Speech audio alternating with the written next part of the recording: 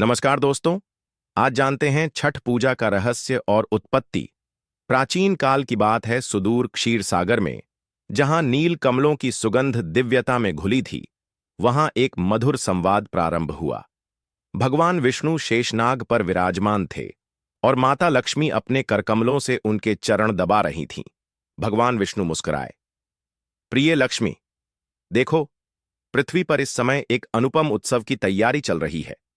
वह है छठ महापर्व, सूर्य उपासना का वह पवित्र दिन जब मनुष्य अपने समस्त दुखों से मुक्ति पाने की साधना करता है। माता लक्ष्मी ने आश्चर्य से पूछा, स्वामी, यह छठ व्रत इतना पवित्र क्यों कहा गया है?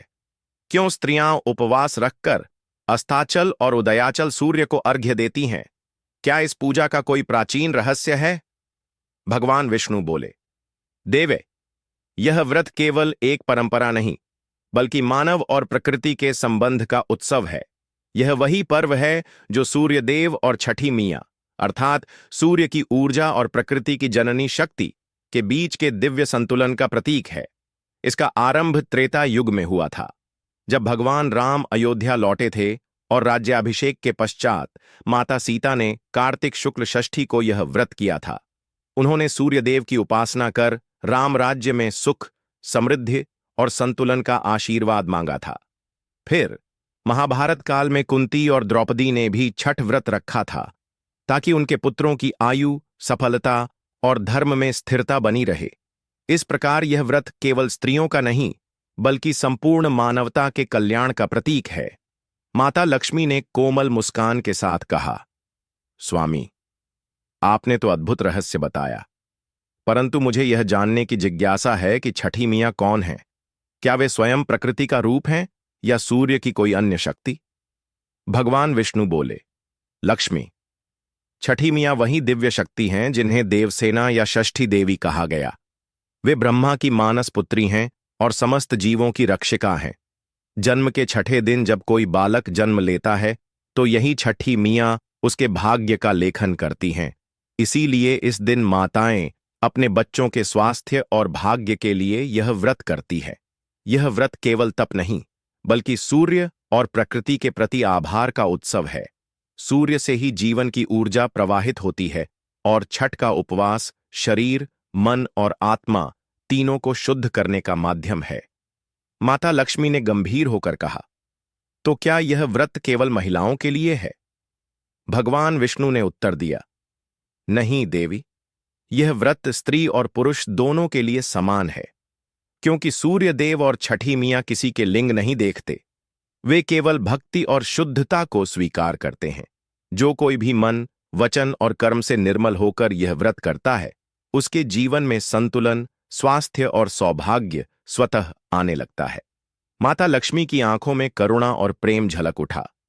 स्वामी, मनुष्य तो धन और सुख की लालसा में डूबा रहता है। क्या छठ व्रत से वह भौतिकता से ऊपर उठ सकता है? भगवान विष्णु मुस्कुराए, हां प्रिय, छठ व्रत व्यक्ति को इच्छाओं की सीमा सिखाता है। 4 दिनों तक व्रती आत्म संयम में रहता है। वह मिट्टी के दीपक जलाता है, मिट्टी का कण कण पूजनीय मानता है। वह नदी में खड़ा होकर सूर्य को अर्घ्य देता है, मानो यह स्वीकार कर रहा हो कि मैं प्रकृति का भाग हूं, उसका स्वामी नहीं। यही वह क्षण है जब मनुष्य अहंकार से मुक्त होता है और उसी क्षण वह ईश्वर से जुड़ता है। माता लक्ष्मी ने कहा, अद्भुत है यह व्रत। इसमें तप है, भक्ति है और आत्मशुद्धि का मार्ग भी। अब मैं जानना चाहती हूं, जब कोई स्त्री या पुरुष यह व्रत करता है तो उसकी भावनात्मक यात्रा कैसी होती है? माता लक्ष्मी ने कहा, भगवान, मुझे इस व्रत के 4 दिन के बारे में बताओ। भगवान विष्णु बोले, हां प्रिय लक्ष्मी, मैं आपको इन 4 दिन के बारे में स्पष्ट से बताता हूं। पहला दिन, नहाए खाए। भगवान विष्णु बोले, लक्ष्मी, पहले दिन को नहाए खाए कहा जाता है। इस दिन व्रती स्नान कर अपने घर और शरीर दोनों की शुद्धि करता है। गंगा, यमुना या किसी पवित्र नदी में स्नान कर मिट्टी के चूल्हे पर बिना लहसुन प्याज के सात्विक भोजन पकाया जाता है। भोजन में केवल अरवा चावल, कद्दू और चने की दाल का प्रयोग होता है। इस दिन का अर्थ है शरीर की पवित्रता, क्योंकि यदि शरीर शुद्ध नहीं तो मन कभी स्थिर नहीं रह सकता। शरीर शुद्ध हो तभी आत्मा का द्वार खुलता है। माता लक्ष्मी ने मुस्कुराकर कहा, स्वामी, यह तो शरीर का तप है, तो क्या दूसरा दिन मन का तप है? भगवान विष्णु बोले, बिल्कुल प्रिय। दूसरा दिन खरना। भगवान विष्णु बोले, दूसरे दिन को खरना कहाँ जाता है? इस दिन व्रती पूरे दिन निराहार रहता है और सायंकाल सूर्य अस्त होते समय दूध, गुड़ और चावल से बनी खीर का नैवेद्य बनाकर सूर्य को अर्पित करता है, फिर उसी प्रसाद को ग्रहण करता है। इस दिन व्यक्ति इच्छाओं पर विजय प्राप्त करता है। दिन भर का उपवास मन को अनुशासन सिखाता है। यह वह क्षण होता है जब शरीर भूखा होता है पर आत्मा प्रसन्न, क्योंकि वह संयम का स्वाद चख रही होती है। माता लक्ष्मी ने कहा, तो खरना आत्मनियंत्रण का प्रतीक है। भगवान विष्णु बोले, हां देवी, यही वह बिंदु है जहां से मनुष्य भीतर से जागने लगता है। वह समझता है कि भक्ति भूख से ऊपर है और ईश्वर से जुड़ने के लिए आत्मा को निर्मल बनाना आवश्यक है। तीसरा दिन संध्या। अर्घ्य। भगवान विष्णु बोले, तीसरे दिन व्रती बिना अन्न और जल के उपवास रखता है। सूर्यास्त के समय जब आकाश में अरुणिमा फैलती है, तब नदी या तालाब के स्वच्छ जल में खड़े होकर अस्ताचलगामी सूर्य को अर्घ्य दिया जाता है। यह दृश्य अत्यंत दिव्य होता है। जब हजारों दीपक जलते हैं, व्रती अपने परिवार के साथ सूर्य देव और छठी मियां की स्तुति करता है।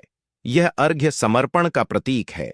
मनुष्य अपने जीवन का प्रकाश उस सूर्य को अर्पित करता है जो उसे जीवन देता है। यहां व्यक्ति यह स्वीकार करता है कि मेरा अस्तित्व सूर्य की कृपा से है, और यही भाव उसे विनम्र बनाता है। माता लक्ष्मी ने धीमे स्वर में कहा, स्वामी, उस क्षण व्रती की आंखों में जो आंसू होते हैं, क्या वे केवल भावनाएं हैं या आत्मा का संवाद? भगवान विष्णु बोले, देवी, वे आंसू आत्मा का संगीत हैं। जब व्यक्ति सूर्य को अर्घ्य देते हुए अपने जीवन का भार छोड़ देता है, तो उसका हृदय हल्का हो जाता है। वह समझता है कि सच्चा सुख केवल समर्पण में है। चौथा दिन उदीयमान सूर्य को अर्घ्य। भगवान विष्णु बोले, अंतिम दिन भोर से पहले व्रती पुनः स्नान कर जल में खड़ा होता है। पूर्व दिशा में जब सूर्य की पहली किरण दिखती है, वह उदीयमान सूर्य को अर्घ्य देता है। इस अर्घ्य में वह केवल जल नहीं चढ़ाता, बल्कि अपने जीवन के सभी अधूरे सपनों को, अपनी आशाओं को भी समर्पित कर देता है। यह अर्घ्य नवजीवन की शुरुआत है। अस्ताचल सूर्य को अर्घ्य देना त्याग का प्रतीक था, और उदयाचल सूर्य को अर्घ्य देना नव आरंभ का संकेत है। इस प्रकार छठ व्रत जीवन की पूर्णता का प्रतीक बन जाता है। माता लक्ष्मी ने प्रसन्न होकर कहा, स्वामी, यह व्रत तो केवल तप नहीं, बल्कि मानव जीवन का संपूर्ण दर्शन है, जहां शरीर से आरंभ होकर आत्मा तक यात्रा होती है। भगवान विष्णु मुस्कुराए, सही कहा देवी, यह व्रत मनुष्य को प्रकृति के साथ एकाकार करता है। सूर्य उसकी आत्मा का प्रतीक बनता है और जल उसकी भावना का। जब दोनों एक साथ मिलते हैं, तो व्यक्ति अहंकार से मुक्त होकर ब्रह्म की अनुभूति करता है। माता लक्ष्मी ने पूछा, स्वामी, आपने कहा कि यह व्रत सूर्य और छठी मियां दोनों को समर्पित है, तो क्या इसमें भगवान विष्णु और मेरे स्वरूप की भी कोई भूमिका है? भगवान विष्णु बोले, लक्ष्मी, जब कोई स्त्री या पुरुष यह व्रत करता है, तो वह केवल सूर्य की उपासना नहीं करता, बल्कि संरक्षण और समृद्धि दोनों की आराधना करता है। और संरक्षण मैं हूं, भगवान विष्णु, और समृद्ध तुम हो, लक्ष्मी। इसलिए छठ का व्रत जब पूरी निष्ठा से किया जाता है, तो व्रती के जीवन में धन, धर्म और दया तीनों का संगम होता है। वह जीवन में सामंजस्य पाता है, जो सच्चे मोक्ष का आरंभ है। माता लक्ष्मी ने फोल्डेड हैंड्स में कहा, स्वामी, अब मैं समझ गई कि यह व्रत केवल व्रत नहीं, बल्कि जीवन को प्रकाशमान करने की साधना है। यह सूर्य की उपासना के माध्यम से अंतर्मन के अंधकार को मिटाने का प्रयास है। भगवान विष्णु ने आशीष देते हुए कहा, देवी, जो इस व्रत को श्रद्धा से करता है, उसे केवल फल नहीं, अनुभूति मिलती है। वह प्रकृति से जुड़ता है, स्वयं से जुड़ता है, और अंततः मुझसे, परम चेतना से जुड़ जाता है। माता लक्ष्मी ने उत्सुकता से पूछा, स्वामी, व्रती को किन सावधानियों का पालन करना चाहिए ताकि उसका व्रत पूर्ण फलदायी हो? भगवान विष्णु ने धीरे स्वर में कहा, लक्ष्मी, सबसे पहले शुद्धता का ध्यान रखना अनिवार्य है। व्रती का मन और शरीर दोनों निर्मल होने चाहिए। घर, जल और भोजन शुद्ध होना चाहिए। किसी भी प्रकार की अशुद्धता जैसे मांस, शराब, लहसुन या प्याज का सेवन वर्जित है। व्रती को अपने कपड़े शुद्ध और सादे पहनने चाहिए। स्नान और नहाय खाए का दिन घर और शरीर की सफाई का प्रतीक है। खरना के दिन व्रती केवल सात्विक भोजन ग्रहण करे। तीसरे और चौथे दिन जल और अन्न का त्याग उसके आत्मबल और संयम को परखता है। संध्या और प्रातःकाल अर्घ्य देते समय व्रती का मन पूर्ण रूप से एकाग्र होना चाहिए। उस समय कोई क्रोध, शंका या नकारात्मक भावना नहीं होनी चाहिए। अर्घ्य के साथ केवल भक्ति और समर्पण की भावना होनी चाहिए। प्रसाद को शुद्धता से बनाया जाए और वितरित किया जाए। इन नियमों का पालन करने वाला व्रती जीवन में मानसिक शांति, स्वास्थ्य और समृद्धि प्राप्त करता है। माता लक्ष्मी ने कोमल मुस्कान के साथ कहा, स्वामी, अब मैं समझ गई कि क्यों यह पर्व इतना दिव्य है। इसमें शरीर, मन और आत्मा तीनों का शोधन होता है। साथ ही यह मानव को प्रकृति और ईश्वर के साथ जोड़ता है। इस व्रत के फलस्वरूप जीवन में स्थिरता, सफलता और आंतरिक शांति आती है। भगवान विष्णु ने आश्वस्त स्वर में कहा, लक्ष्मी, यही छठ पूजा का रहस्य है। जो व्रती नियम और भक्ति के साथ इसका पालन करता है, वह केवल भौतिक लाभ नहीं बल्कि आध्यात्मिक शुद्धि और दिव्यता प्राप्त करता है। सूर्य की किरण उसके जीवन में प्रकाश लाती है और मेरी कृपा और तुम्हारा आशीर्वाद उसकी समृद्धि सुनिश्चित करते हैं।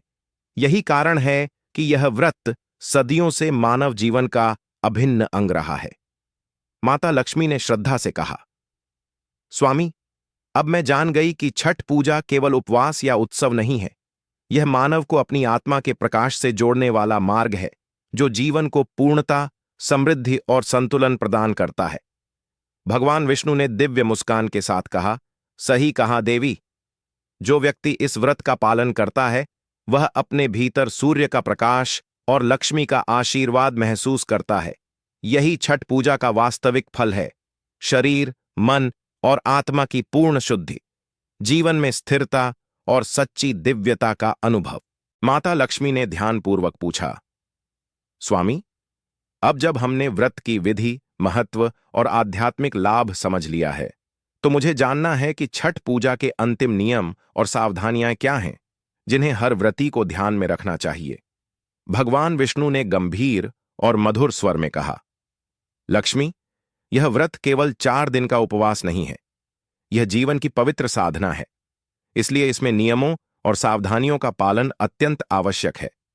यदि कोई व्रती नियमों का उल्लंघन करता है, तो उसका अनुभव अपूर्ण रह जाता है। सबसे पहला नियम है शुद्धता का पूर्ण पालन। व्रती का मन, वचन और कर्म शुद्ध होना चाहिए। घर और पूजा स्थल को साफ रखना अनिवार्य है। यदि जल या वातावरण अशुद्ध होगा, तो अर्घ्य का प्रभाव कम हो जाएगा। दूसरा नियम है सात्विक भोजन और अन्न त्याग। पहले दिन नहाए खाए में केवल सात्विक भोजन ग्रहण करें। दूसरे दिन खरना में दूध, गुड़ और चावल से बनी खीर का ही प्रयोग करें। तीसरे और चौथे दिन पूर्ण निर्जला व्रत रखें। कोई भी अस्वास्थ्यकर या अशुद्ध भोजन वर्जित है। तीसरा नियम है मन की एकाग्रता और संयम। अर्घ्य देने के समय व्रती का मन पूर्ण रूप से शुद्ध और एकाग्र होना चाहिए। क्रोध, घृणा, ईर्ष्या या नकारात्मक भाव नहीं होना चाहिए। केवल श्रद्धा और भक्ति की भावना होनी चाहिए। चौथा नियम है जल में खड़े होकर अर्घ्य देना। सूर्यास्त और सूर्योदय के समय जल स्वच्छ और पवित्र होना चाहिए। जल में खड़े होने से व्रती पंचतत्वों के संपर्क में आता है, जिससे उसके शरीर और आत्मा की शुद्धि होती है। पांचवा नियम है प्रसाद और दीपक की शुद्धता। प्रसाद को शुद्ध हाथों से बनाना और बांटना चाहिए। दीपक जलाते समय मन में केवल ईश्वर के प्रति भक्ति होनी चाहिए, दिखावा नहीं। छठ पूजा के दौरान व्रती को शारीरिक स्वास्थ्य का ध्यान भी रखना चाहिए। अत्यधिक थकान या अस्वस्थता होने पर जल में खड़े होने में सावधानी बरतें। व्रत के दौरान शरीर की सुरक्षा और ऊर्जा बनाए रखना अनिवार्य है। माता लक्ष्मी ने उत्सुकता से पूछा, स्वामी, यदि कोई व्रती इन नियमों का पालन पूरी निष्ठा से करे, तो उसके जीवन में क्या प्रभाव होगा? भगवान विष्णु ने दिव्य मुस्कान के साथ कहा, लक्ष्मी। वह व्यक्ति जीवन में अनेक लाभ प्राप्त करता है। पहले तो उसका शरीर स्वस्थ और रोगमुक्त रहता है। उसका मन संयमित और शांत होता है। उसकी आत्मा सूर्य की दिव्यता से आलोकित होती है। वह अपने जीवन में स्थिरता, संतुलन और आंतरिक शक्ति अनुभव करता है।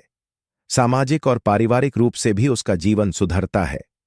वह अपने परिवार और समाज में सामंजस्य और सहयोग की भावना बनाए रखता है।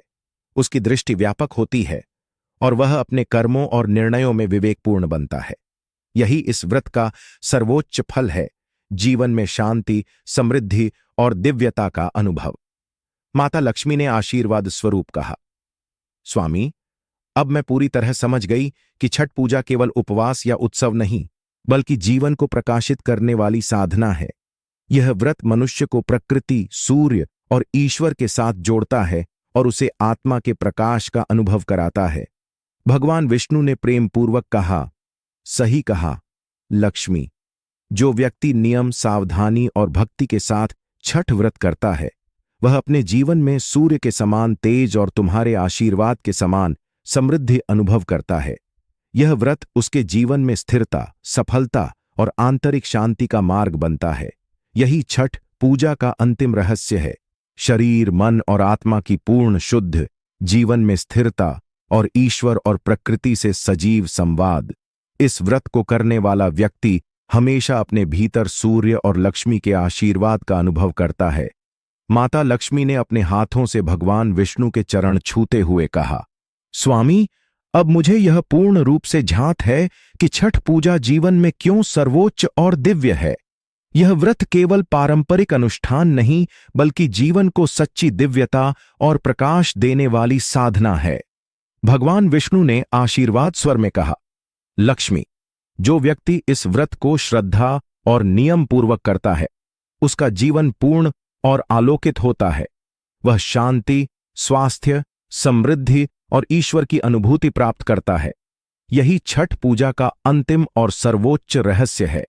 वीडियो अगर पसंद आए तो लाइक और सब्सक्राइब जरूर कीजिए।